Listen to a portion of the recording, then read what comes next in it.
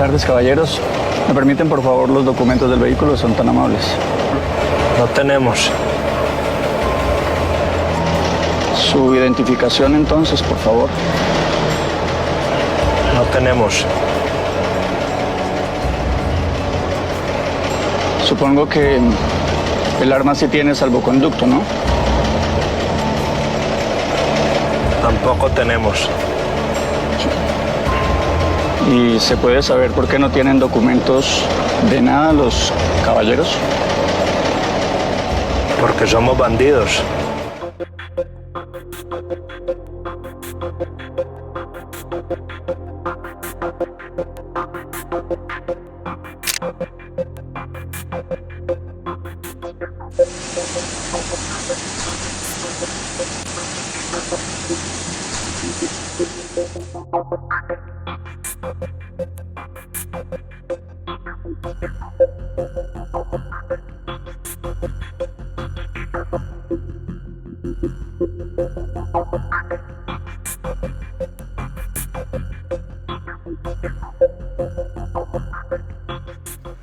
Hola, ¿qué tal? Muy buenos días, muy buenas tardes, muy buenas noches, sea cual sea el horario donde nos veas o nos escuches.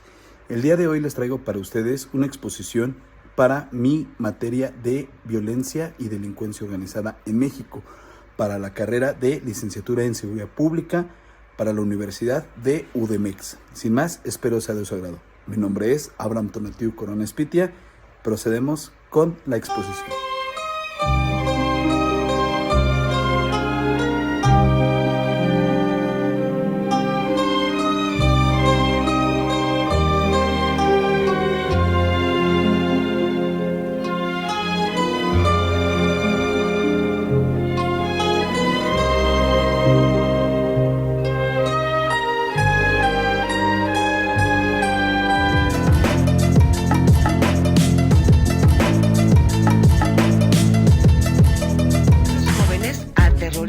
A la comunidad.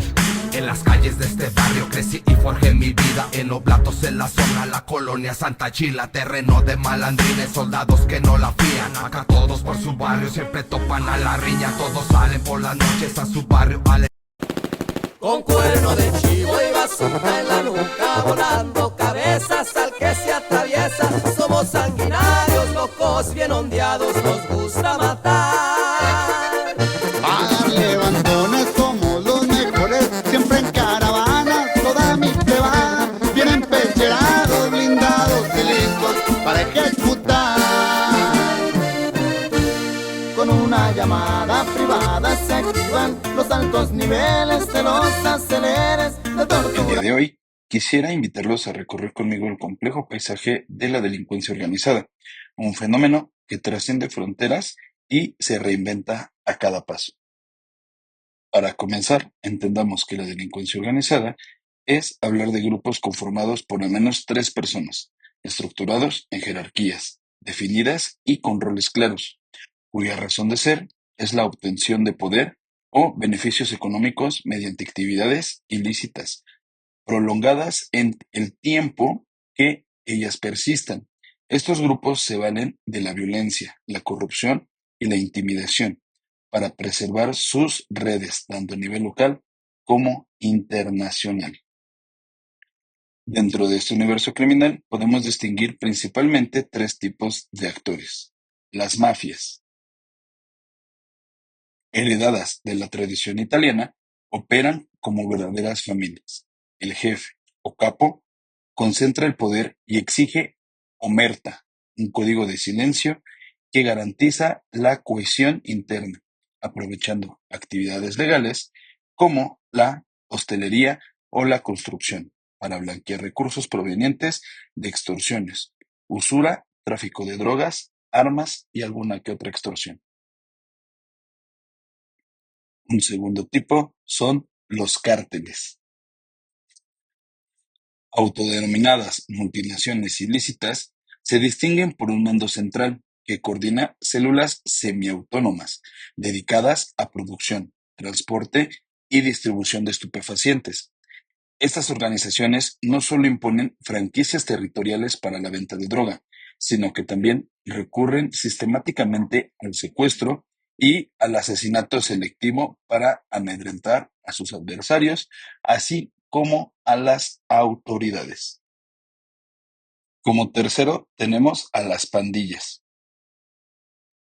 grupos de carácter local, con liderazgos más flexibles y reclutamiento abierto a jóvenes en entornos vulnerables. Su principal ganancia proviene del narcomenudeo, la extorsión y el robo, apoyándose en redes de confianza personal, sin mucha sofisticación operativa. En este caso, también podemos ver que las pandillas se apoyan de grupos criminales con grandes jerarquías, como lo que son la parte de los cárteles o las mafias. Como podemos distinguir, estas son tres tipos de manifestaciones de la delincuencia organizada. La mafia, que se configura por redes criminales de arraigo familiar, regidas por un estricto código de silencio y lealtad que garantiza la cohesión interna y la transmisión hereditaria del poder. Los cárteles, por su parte, que operan por células semiautónomas subordinadas a un liderazgo central con capacidad de coordinar operaciones en delitos de alto impacto como lo que es el narcotráfico, trata de personas, tráfico de armas, secuestro, extorsión y lavado de dinero. A diferencia de lo que son las pandillas, que son grupos locales de carácter juvenil o barrial, de estructura laxa y liderazgo rotativo, dedicadas a delitos de menor impacto como narcomenudeo, robo y extorsión, frecuentemente subordinadas o afiliadas a algún tipo de mafia o cártel. Estos son algunos de los fenómenos delincuenciales de estructura organizada, cada una en específico aportando un eslabón a la cadena de criminal global. Un aspecto particular y doloroso del fenómeno es la incorporación de mujeres, niñas, niños y adolescentes. Históricamente, relegadas a tareas de bajo riesgo, hoy desempeñan funciones de logística, finanzas e incluso inteligencia. Un ejemplo, en Europa, las mafias italianas negaban oficialmente la capacidad delictiva de las mujeres, pero en la práctica ellas asumían responsabilidades de logística, finanzas e inteligencia. Incluso llegaban a ocupar puestos de liderazgo cuando la organización criminal lo requería, de manera similar en México, desde la década de 1930 con figuras como Lola la Chata y hasta los años 90 con Enedina Arellano Félix, cuando tomó las riendas del cártel de Tijuana, las mujeres se convirtieron en pieza clave para la recepción, distribución y manejo de recursos, ocupando mandos intermedios tras la caída de líderes masculinos. Sin embargo, podemos ver que los jóvenes, un ejemplo en Italia, eran los hijos de los capos, expuestos a la cultura de la omerta y empleados como mensajeros, observadores o mulas en tareas de bajo riesgo. Dentro de lo que es la parte de los carteles mexicanos, muchas veces niños de entre 13 a 15 años, jóvenes sin escolaridad, que eran reclutados como halcones, mulas, sicarios de bajo rango, y en pandillas urbanas como en Estados Unidos y Centroamérica, los niños de apenas 10 años iniciaban con grafitis, vigilancias y escalando de robo, dando índice a la violencia directa. Como podemos ver, la parte de la incorporación de niños y mujeres fue escalando gradualmente cuando vieron que también no tenían las mismas leyes aplicadas. Un ejemplo, hoy en día las niñas, niños y mujeres se incorporan a la delincuencia organizada en México impulsados por la violencia estructural y la falta de oportunidades. Menores de entre 9 y 15 años son reclutados como halcones, mulas o sicarios, buscando protección y pertenencia, y quedan bajo la influencia del cártel y las pandillas. Muchas mujeres, con frecuencia jefas de familia, asumen tareas de logística en secuestros, extorsiones y tráfico de personas, aprovechando el menor escrutinio sobre la actividad. Además, como lo mencionaba antes, que las leyes en México son de condena más suaves con menores y mujeres. Los primeros no son encarcelados, sino internados en un centro de asistencia social hasta cumplir la mayoría de edad, y ellas suelen recibir sentencias menores a lo que es la parte masculina, donde podemos encontrar un ciclo de vulnerabilidad y criminalidad, donde se va a repetir hacia las comunidades marginadas o hacia las personas con vulnerabilidad. Como mención honorífica, hablaremos sobre también las llamadas muñecas del narco hoy en día. En el argot criminal destacan estas llamadas muñecas del narco, mujeres ostentosas que a cambio de protección y lujos quedan atrapadas en una relación de privilegios y coerción, aunque disfrutan de una imagen de poder, carecen de autonomía real y viven bajo constante vigilancia. Podemos apreciar que hoy en día se ha hablado muchísimo, sobre todo en Culiacán, sobre las famosas Barbies del narco, que se pueden envolver con uno o más capos dependiendo la situación que se esté generando. Dentro de lo que es la parte de la delincuencia organizada, no solamente hemos tenido un cambio en el modus operandi de el tipo de manejo que llevan las estructuras criminales, sino también una evolución armamentística. Y hablaremos de lo siguiente. Tras la Primera Guerra Mundial, la profunda crisis económica y social que azotó a Europa llevó tanto a los estados como a las organizaciones delictivas a buscar armas de bajo costo y alta eficacia. Fue en ese contexto cuando surgieron dos subametralladoras icónicas, la MP-40 alemana y la Thompson estadounidense. La MP-40, diseñada entre 1940 y 1945 para las tropas germanas, destacaba por su construcción simplificada. Utilizaban el cartucho 9x19 Parabellum, muy común en el viejo continente, lo que abarataba su producción y facilitaba la logística en la adquisición de la misma. Por su parte, la Thompson, concebida entre 1917 y 1919 por John T. Thompson y fabricada desde 1921, ganó fama en la era de la prohibición gracias a su poderoso calibre .45 ACP y su impresionante cadencia de tiro. Las versiones M1 y M1A1 de la década de 1940 simplificaron aún más el diseño y sin sacrificar la fiabilidad y la potencia. La combinación de producción estandarizada y la facilidad de manejo permitió que grupos criminales pudieran adquirir este tipo de armas a pesar de que eran de ámbito militar. Aquí podemos ver una imagen en la parte izquierda superior de lo que es la icónica ametralladora Thompson. A su lado derecho podemos encontrar las dos ojivas, que la del lado izquierdo es la .45 ACP y del lado derecho lo que es la 9 milímetros.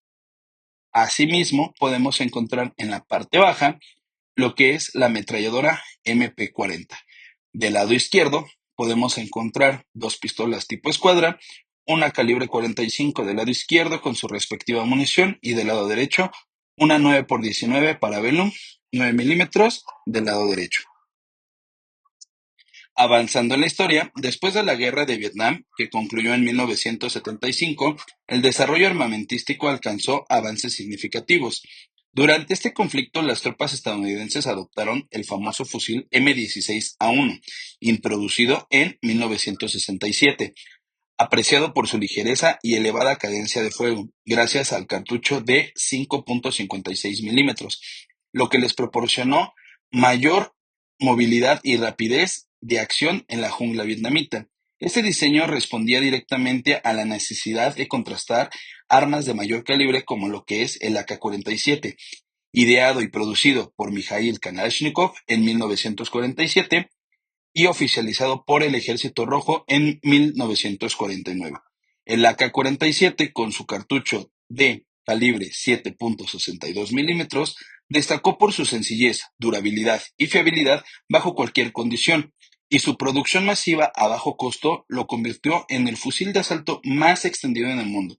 Al finalizar la Guerra de Vietnam, quedó en el terreno un extraordinario excedente de material bélico, tanto estadounidense como soviético, cuya gestión afectaba por la corrupción y la desorganización, alimentó un contrabando internacional de armas que se propagó por Europa, Asia y África.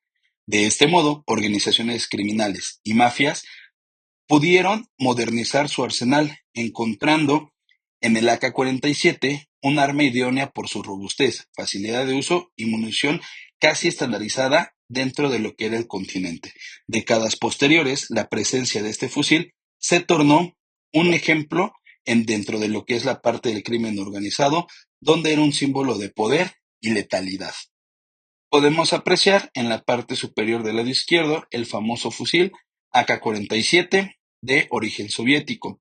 Del lado izquierdo podemos ver la diferencia entre la munición, que era del AK-47 y el M16. Abajo, en la parte inferior del lado derecho, podemos apreciar lo que era el subfusil M16A1 de fabricación estadounidense, calibre 5.56 milímetros.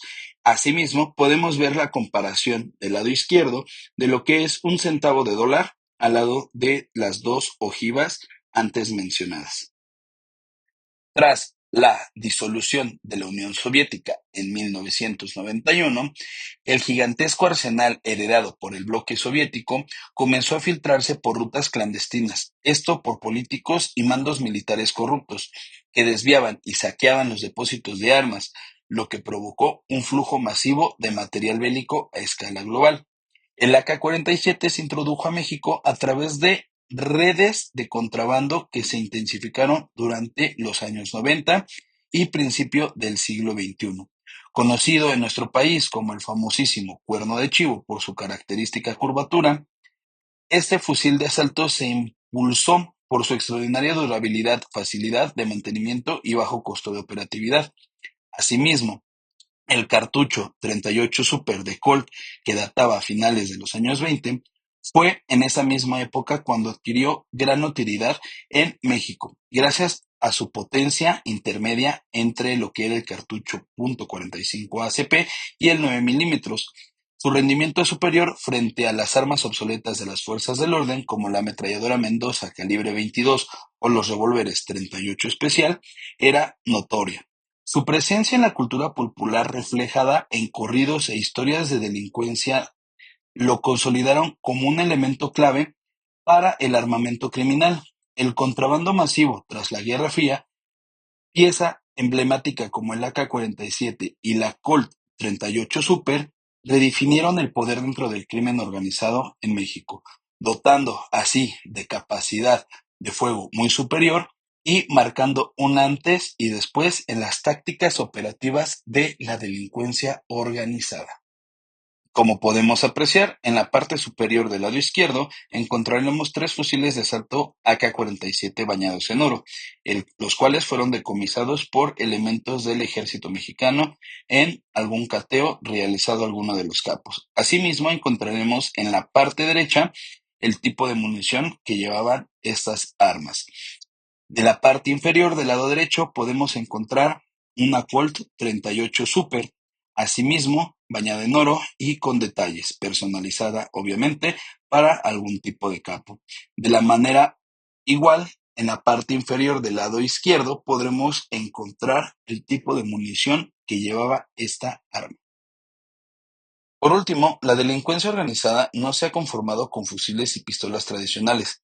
Ha incorporado incluso lanzagranadas acopladas a los rifles o plataformas AR-15 y M4, facilitando así el combate urbano. Incluso ha podido conseguir visores térmicos para un combate nocturno. Estas piezas, gracias a su diseño modular, convierten un fusil de asalto ligero en un arma de apoyo capaz de barrer posiciones adversarias con munición explosiva. Un ejemplo son el lanzagranadas de 60 milímetros y o 81 milímetros, que ha sido documentado en campamentos de varios cárteles. Asimismo, el crimen organizado ha ocupado drones para reconocimiento o ataques precisos, ametralladoras de alto calibre, como el famosísimo Barrett calibre 50. La apreciación de esta ametralladora de alta cadencia, así como variantes civiles del Barrett 50 BMG o sistemas tipo SAW, también de lanzacohetes RPG-7, a menudo procedentes de excedentes militares, subraya cómo el crimen organizado fusiona su capacidad financiera con conocimientos técnicos para apropiarse de tecnologías bélicas avanzadas, planteando un diseño en sus estrategias, así como un desafío para el combate de las fuerzas del orden hacia ellos. Como podemos apreciar en las siguientes imágenes, en la parte inferior podemos encontrar varios decomisos de armas de fuego, donde encontraremos en 2 de ellas el famosísimo Barrett calibre 50 BMG, así como plataformas AR-15 como cuernos de chivo. De misma forma, podemos encontrar en la inferior del lado derecho lo que son los lanzacohetes y o lanzagranadas propulsadas. De igual forma, podemos encontrar en la parte media una descripción gráfica de cómo es una ametralladora calibre 50, así como lo que es el fusil Barrel. Y en la parte superior son descripciones gráficas de estas municiones. Con esto podríamos llegar a nuestras conclusiones. Como podemos ver, la delincuencia organizada ha mostrado una notable capacidad de adaptación, pasando por las más relevantes, que es las mafias italianas, sin poner por debajo las asiáticas como las tríadas chinas y las yakuza, que con siglos de antigüedad han evolucionado hacia actividades más institucionalizadas, como inversiones legales para lo que es el lavado de dinero, así mismo contrabando en la parte de narcotráfico, armas y personas. Y rumbo hacia lo que en América Latina, los cárteles de Colombia dieron paso a las décadas recientes a redes fragmentadas y violentas, que ahora operan en múltiples países como Venezuela, El Salvador y Guatemala, adoptando rutas de narcotráfico y diversificando sus crímenes como secuestro y minería ilegal. En México, la delincuencia organizada se ha consolidado en cárteles, con una amplia presencia y violentos enfrentamientos. Han incorporado armas de alto poder, lanzagranadas, fusiles de asalto, drones modificados y cuentan con divisiones especializadas para el tráfico internacional de drogas y personas. En cada región se ha visto también un creciente involucramiento de mujeres y lamentablemente de menores de edad, tanto en labores logísticas como en roles de sicariato, lo cual refleja el carácter cada vez más profesional y despiadado de estas estructuras. Este recorrido histórico y geográfico muestra que, lejos de desaparecer las organizaciones criminales, se transforman, adoptan tecnologías y tácticas propias de guerras asimétricas. Con esto hemos llegado al final de nuestra exposición. Espero haya sido de su agrado. Sin embargo, les traigo un extra, una entrevista a un ex policía federal, que nos comparte un poco de sus vivencias. Espero la disfruten. Nos vemos la próxima vez. Hasta luego. Muy buenas tardes, mi nombre es Abraham Tonatiuh Corona Espitia. Me encuentro actualmente estudiando la carrera en licenciatura en Seguridad Pública. Mi matrícula es la UDX 0224-217 y pues el día de hoy voy a hacer una exposición con un buen amigo que trabajó en las fuerzas federales. Y pues platícanos, Franquito, un poquito de ti, no sé si podemos conocer pues lo más relevante, ¿no? Sí, claro que sí, muy buenas tardes. Como tal dice el buen Tona, mi seudónimo Franquito. Yo tengo actualmente 42 años, de los cuales tengo una carrera policial de aproximadamente 15 años. Yo comienzo mi carrera policial en la Policía Federal, en la antigua Policía Federal. Estamos hablando por ahí del año 2012-2013, gobierno de Peña Nieto, el cual su proyecto pues es la 7ª división de la Policía Federal, la Gendarmería Nacional, la Fuerza Elite. Y con esto empiezo toda mi carrera policial. Vaya relevante a esta materia, este tema que se está viendo con Tona. Puedo platicarles que en cuestión de delincuencia organizada, sí como todo, ¿no? Ha evolucionado. En esos entonces, se seguía manejando, todavía estaba lo del Chapo, ¿no? Estaba por ahí, ya lo estaban haciendo su detención. Estábamos viendo esas estrategias que tenían de los túneles, cada uno de ellos, ¿no? De ciertos narcotraficantes, como lo es el Señor de los Cielos, que pues, fue el pionero que llevaba la droga vía aérea, avionetas. Regresó al de los túneles. Y toda esta estrategia, estas ideas, estas tecnologías del narcotráfico. ¿Y por qué digo del narcotráfico en singular palabra o en particular? Porque es lo que en México ahorita en los últimos años pues ha disparado, es lo que estamos viviendo como alza de peligrosidad en todos los estados de nuestra República Mexicana. Digo, sin dejar atrás lo que se ha incrementado en cuestiones de delitos menores, digo, asaltos, robos a vehículos, robo a casa habitación, de allí pues ya surgen las nuevas tecnologías que son los secuestros express, las extorsiones telefónicas, y vuelvo a retomar el tema del narcotráfico. Esto surge nuevos cárteles de la droga, y en su momento, digo, esto lo he visto evolucionando a través de los años.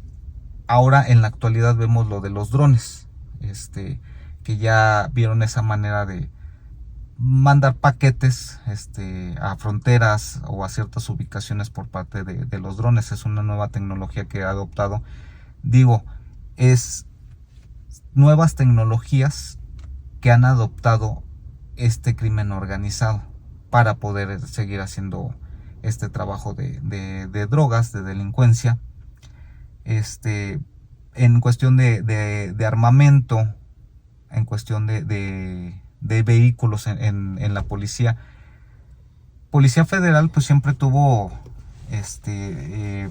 se puede decir el apoyo económico del gobierno para tener buenos instrumentos policiales, buenas patrullas, buenos uniformes, armas de última generación.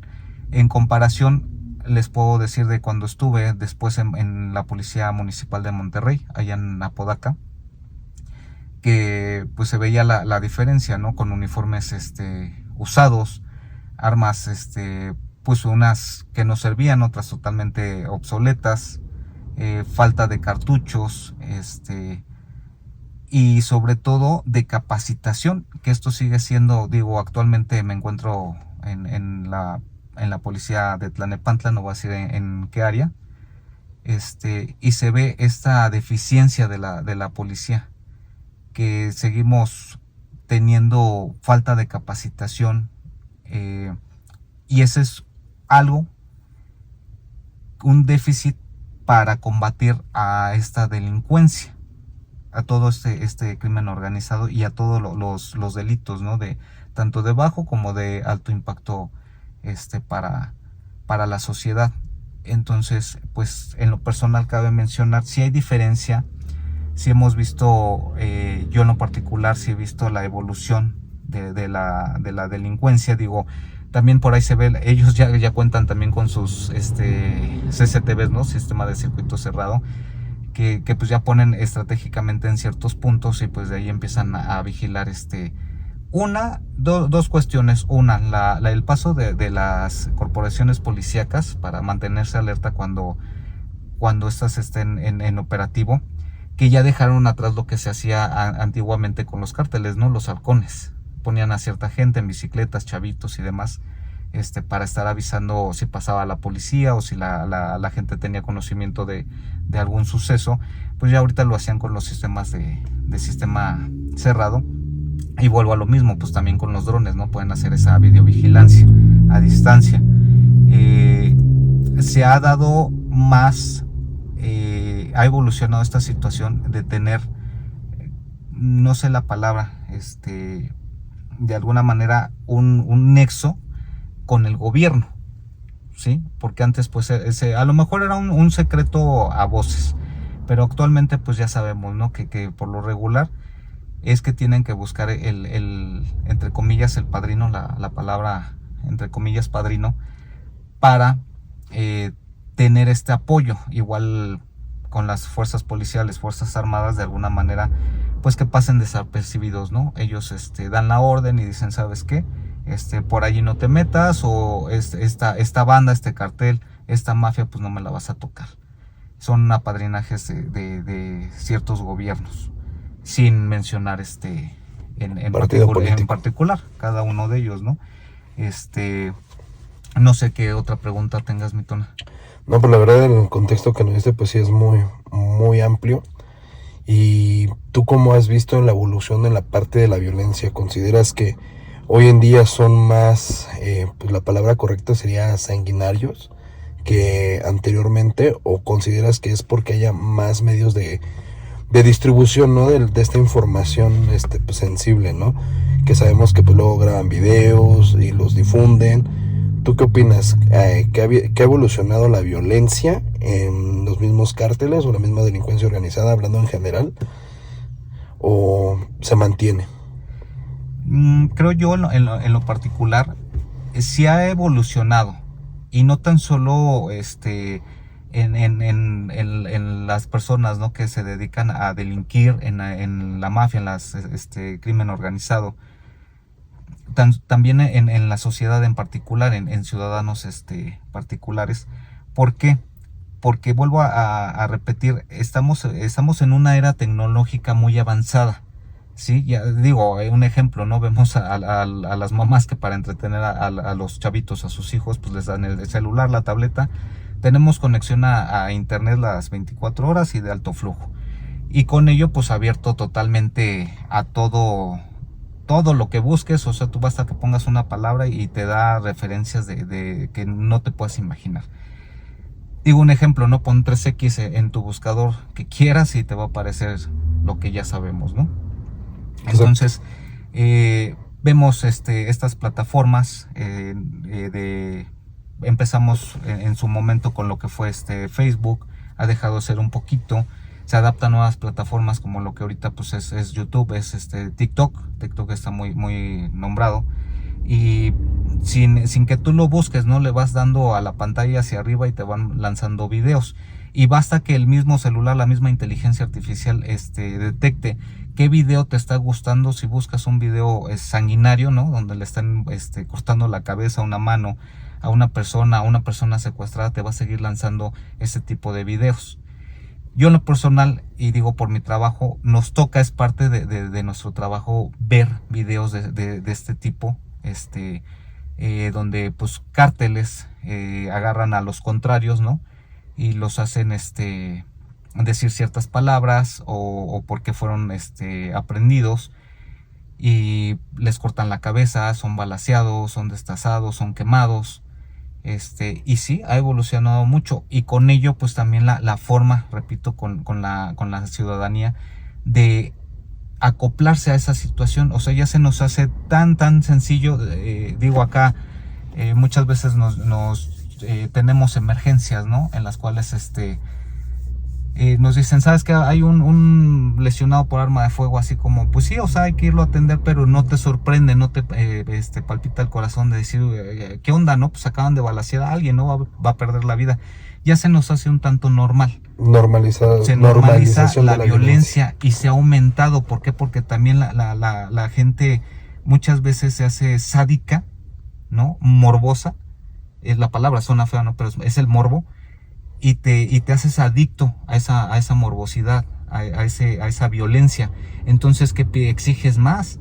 Y digo, ellos ya en su trastorno, hablando de la delincuencia, de los cárteles, delincuencia organizada, secuestros y demás, pues también se van volviendo más sanguinarios, ¿no? Entonces buscan la manera de cómo infligir más dolor, o cómo infligirle a la persona, al otro cártel o a la ciudadanía, más dolor o más pavor, ¿no? Más miedo. Entonces tienen que evolucionar y dicen, ¿cómo le hacemos para hacer esta situación? Toman nuevas actitudes, ¿no? Ya a lo mejor con niños, con niñas, que pues es un poquito más doloroso, ¿no? Para nosotros, o sea, ver un niño destazado que esté sufriendo, dicen, bueno, pues esa es una manera de meterle miedo a la ciudadanía. Digo, es un ejemplo, nada más. No, y la verdad tienen mucha razón, porque considero yo, igual no sé si nos puedes dar tu punto de vista, que en el tema de violencia y delincuencia organizada ha elevado los temas, pero por la parte del uso, aunque es feo decirlo, pero de niños y de mujeres. ¿Tú qué opinas de este asunto?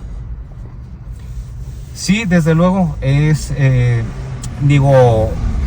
algo que yo creo que a todos, como siendo padre, siendo hermano, teniendo a esta persona, un menor en la familia, pues es por ahí por donde te van a buscar, ¿no?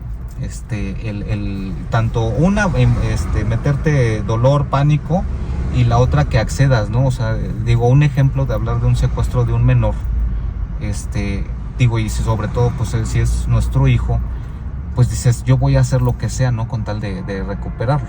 Entonces esa es la situación en la que la mafia, las organizaciones delincuenciales buscan esa manera.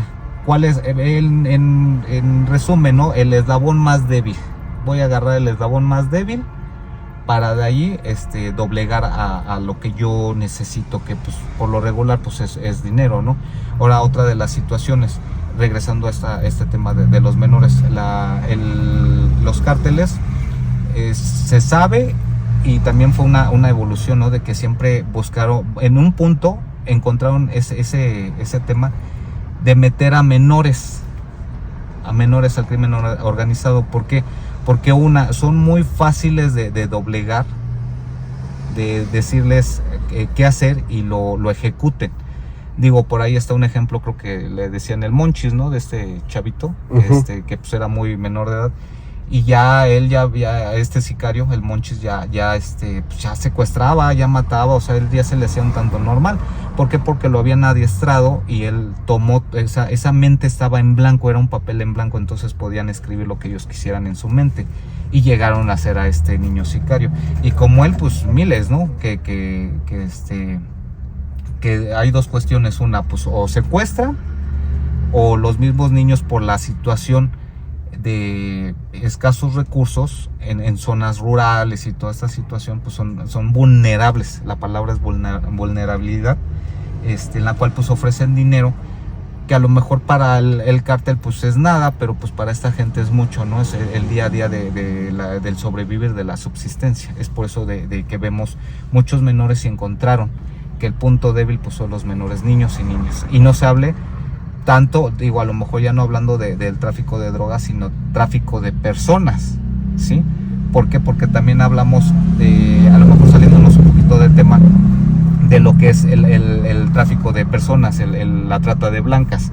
Sabemos que en México, y también eso es una evolución, ¿no? De que hace muchos años, por ahí creo que de Tasco ya vendían a las niñas. En Oaxaca, los padres vendían a sus hijos, a sus hijas, y pues vieron también esa situación. Entonces vieron que deja dinero.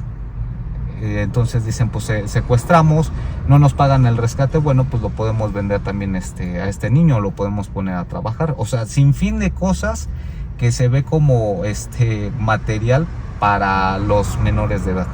Ok, bueno. Y ya para cerrar esta entrevista, y la verdad pues muchas gracias por tus aportes, un consejo que te gustaría dar para las personas que nos lleguen a ver, compañeros estudiantes, algún consejo que nos quieras compartir. Sí, en cuestión de seguridad, hablando de seguridad pública, seguridad ciudadana, siempre digo, consejo de mi padre y de policía, siempre miren a todos los lados, atrás, adelante, a su izquierda, a su derecha. Personas sospechosas, tómense su tiempo. Preferible que no salgan de sus casas, hagan una llamada a la policía local que les pueda apoyar por esta situación. Preferible que ustedes puedan salir de su casa y regresar con bien, a que sea una situación, porque ahorita en estos tiempos estamos expuestos a todo tipo de situaciones, ¿no? De secuestros físicos, virtuales, extorsiones y demás. Entonces evitemos esto, siempre alertas a los 4 puntos, cuiden a sus familias, siempre puertas cerradas, nunca le abran a extraños, llamadas telefónicas que no conozcan, no contesten llamadas telefónicas que no conozcan. Cualquier situación, repórtenla a la policía, que tengan, digo, dependiendo de su estado, policía municipal, estatal, o federal, para que les puedan apoyar. Pues es lo único que les puedo recomendar por lo pronto. En resumidas cuentas, cuídense mucho. Muchísimas gracias, Franquito, y pues fue un gusto. Esperamos volver a coincidir contigo para tener pues algún otro tipo de pláticas. Y pues Ya sabes que esto es meramente educativo y pues también para generar un poquito de conciencia en las personas que a veces pues las pantallas mienten. Hay mucha información que es falsa y pues por ejemplo, como lo veníamos mencionando, también son medios de contacto, son medios de acercamiento que a lo mejor desensibiliza a la parte de la ciudadanía, pero pues también podemos hacer un cambio donde podemos pues tratar de concientizar y educar. Pues muchísimas gracias, amigo, un gusto y pues hasta pronto. Muchas gracias Tona, y sí, como tienes, se me pasó esa parte que dices de los medios masivos de comunicación, el internet, la televisión. Tengan mucho criterio en lo que vean y traten de dejar atrás ya de por sí la situación que tenemos en México en general. Traten de no meterse en esas situaciones. Muchas gracias, mi Tona, te agradezco, y sí, si nos lo permite el tiempo y Dios, pues aquí nos estaremos escuchando. Muchas gracias, amigo.